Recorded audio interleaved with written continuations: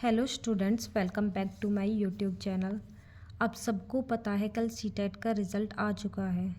Obviously सबने अपना result check कर लिया होगा। जिन्होंने नहीं किया वो जाकर चेक कर सकते हो क्योंकि रिज़ल्ट आ चुका है। अब सब में कुछ स्टूडेंट्स ऐसे होंगे जिन्होंने अपना सीटेट क्लियर कर लिया होगा, बट कुछ ऐसे भी होंगे जिनका क्लियर नहीं हुआ होगा। अब जिनका नहीं हुआ वो स्टूडेंट्स क्या करें? अब उनको उनके माइंड में एक ही बात होती है कि नेक्स्ट सीटेट कब आएगा। सीटेट पहले साल में 2 बार होता था, बट अभी 1-2 साल से उसमें कुछ प्रॉब्लम्स आई है जिसकी वजह से वो साल में एक बार भी नहीं हुआ पिछली बार तो, और इस बार हुआ है साल में एक बार। अब चांसेस है कि सीटेट होगा, वो भी पहले वो अगस्त तक जाके होता था तो अब भी होगा वो अगस्त में। अगर आपको क्लियर करना है तो आप इस बार अच्छे से मेहनत करो क्योंकि आधी प्रिपरेशन तो आपकी हो चुकी है, और अगर आप साथ में एचटेट भी कर रहे हो तो ये आपके लिए अच्छी बात है क्योंकि अब आप दोनों को एक साथ लेकर चल सकते हो क्योंकि अब एचटेट का एग्ज़ाम भी होगा जुलाई के अंदर। अब जो स्टूडेंट अभी भी एचटेट के लिए ये सोच रहे कि कब होगा, अगर आपने देखा है कि सीटेट का इतने दिन से वेट कर रहे थे कब होगा कब होगा, वो सीटेट हो भी चुका है और उसका रिज़ल्ट भी आ चुका है।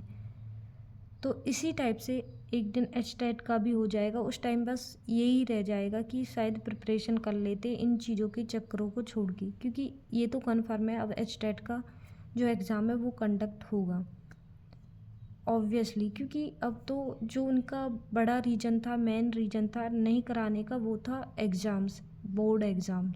अब वो भी हो चुके हैं तो अब उनके पास केवल एचटेट का ही काम रह जाएगा और वो एचटेट लेकर ही रहेंगे, और इसी एचटेट के बेसिस पर अब वैकेंसीज़ आएंगी। अगर आपका ये एचटेट क्लियर होगा तो बहुत अच्छी बात है क्योंकि इसी के बेसिस पर आप अप्लाई कर सकते हो। फिर ये नहीं हुआ आप नेक्स्ट के लिए प्रिपेयर करोगे, कोई फ़ायदा नहीं है क्योंकि तब वैकेंसी आए नहीं आए कोई गारंटी नहीं है, क्योंकि इस बार हाई चांसेस है वैकेंसी आने की। अगर वैकेंसी आती है और आपका एचटेट क्लियर हो जाता है तो अच्छी बात है, वरना कोई फ़ायदा नहीं है इस एचटेट का अगर आप इस बार क्लियर नहीं करते, क्योंकि वो सारे स्टूडेंट इस चीज़ को फील कर सकते हैं जिन्होंने पहले सीटेट नहीं दिया था, क्योंकि फिर एक साल सीटेट आया नहीं और फिर भी इतनी सारी वैकेंसीज़ आई और वो बच्चे अप्लाई ही नहीं कर पाए क्योंकि एक साल से सीटेट आया ही नहीं था। तो ऐसे स्टूडेंट्स फील कर सकते हैं, और अगर वो एचटेट देने जा रहे हैं तो वो इस चीज़ को ध्यान में रखें कि उनके साथ ये सारी चीज़ें पहले हो चुकी है कि उन्होंने सीटेट नहीं दिया तो उनका वैकेंसी हाथ से निकल गई। इतनी सारी वैकेंसीज आई थी और सारी हाथ से निकल गई। तो इसलिए अगर आप चाहते हो कि आपकी ये वैकेंसी भी नहीं निकले तो आपको अच्छे से एचटेट की प्रिपरेशन करनी ही होगी और साथ में सीटेट की भी। तो अपनी एचटेट और सीटेट की तैयारी अच्छे से रखिए, पता नहीं कब एग्ज़ाम हो जाए, और एचटेट का तो कन्फर्म है कि एग्ज़ाम होना ही है। तो फिर क्यों बार बार इन्हीं चीज़ों में उलझना कि होगा नहीं होगा, ऑब्वियसली होगा। आप प्रिपरेशन तो करिए क्योंकि फिर वही डर रहता है 1-2 मार्क्स का कि होगा नहीं होगा, इतने मार्क्स है क्या मार्क्स बढ़ेंगे। इन चीज़ों से बचना ही अच्छा है क्योंकि ये फालतू की चीज़ें होती है। अगर आप पहले अच्छे से प्रिपेयर कर लेते हो तो बाद में ये प्रॉब्लम क्रिएट ही नहीं होती।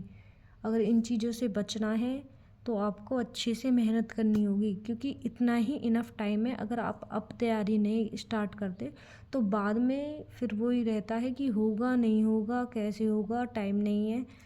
क्योंकि इसमें चीज़ें प्रैक्टिस भी करनी होती है, ये नहीं है कि हाँ हमने रिवाइज़ कर लिया पढ़ लिया, ऐसा कुछ नहीं है। क्योंकि जब एग्ज़ाम में बैठते हैं तब कंडीशंस अलग होती है, इसलिए जितने मॉक हो इतने मॉक्स लगाने हैं हमको। तो बेस्ट ऑफ लक।